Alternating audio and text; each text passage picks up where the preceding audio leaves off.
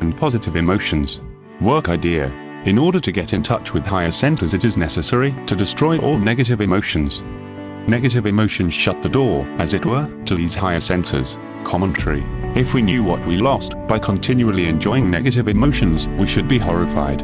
And indeed, we indulge so frequently in negative emotions, obvious or less obvious, cruder or subtler, open or concealed, that when the work teaches us that we must destroy them, it is almost comparable to saying that we must kill our emotional center as it is.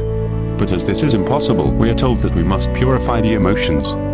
Understand that purification of the emotions in the work sense entails the observation of and separation from negative emotions.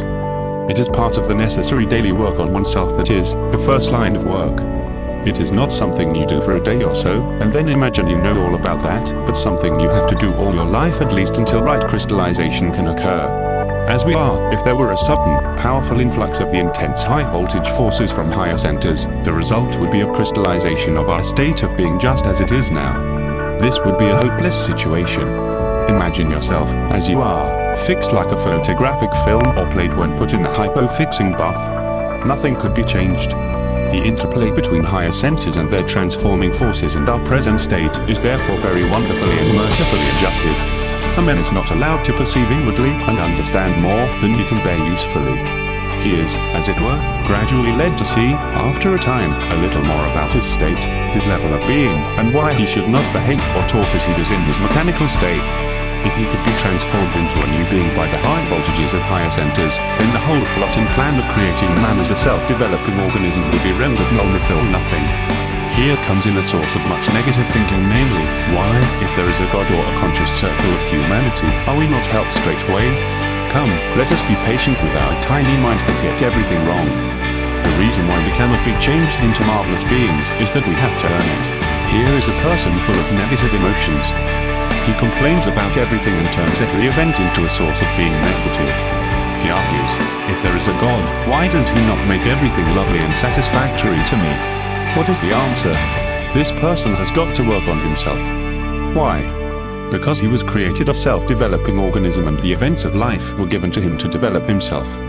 If God or anyone else transformed him into a conscious man, a dazzling being, the whole meaning of life on this planet would have to be altered.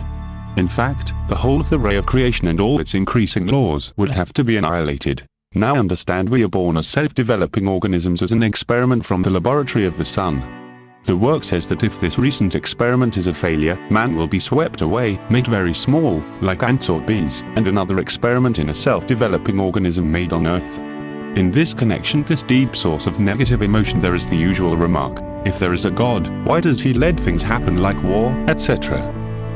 What is the work answer? The work answer is that man's level of being attracts his life. Wars, cruelty, horrors occur because man is at the level of being that attracts such things. Now listen carefully.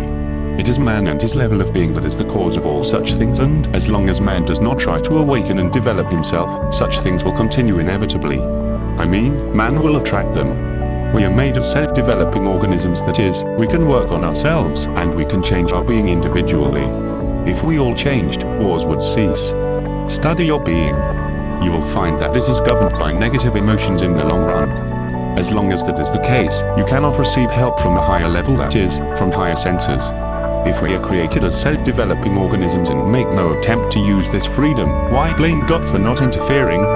How could you be a self-developing organism if all the time you were interfered with?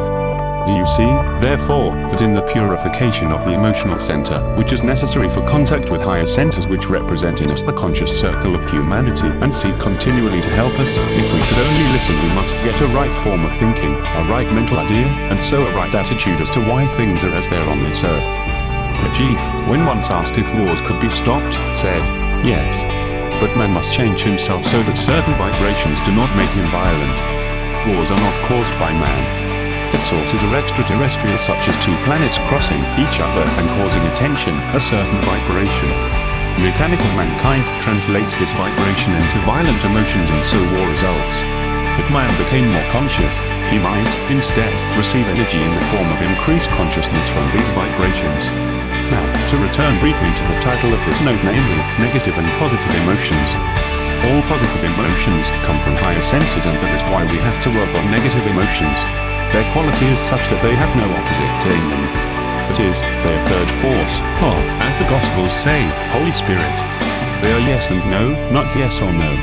No one can create, call forth, make, a positive emotion. So Mr. Ouspensky said, positive emotions come as rewards. That is, if you have privately, solitarily, and in the loneliness not of your negative self but your own spirit, made a decision, to work on yourself as regards some source of negative emotion. If you, all alone, in this solitary place in yourself, full of the integrity of your most real I, have made a decision, not to identify or feed a particular negative emotion, if, in short, you have shut the door and entered into yourself, as it is said in Matthew, enter into thine inner chamber, and having shut thy door, pray to thy Father, which is in secret.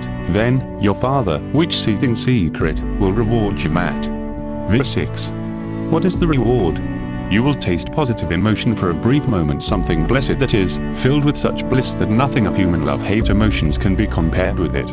What we regard as positive emotions, feeling fine, feeling fit,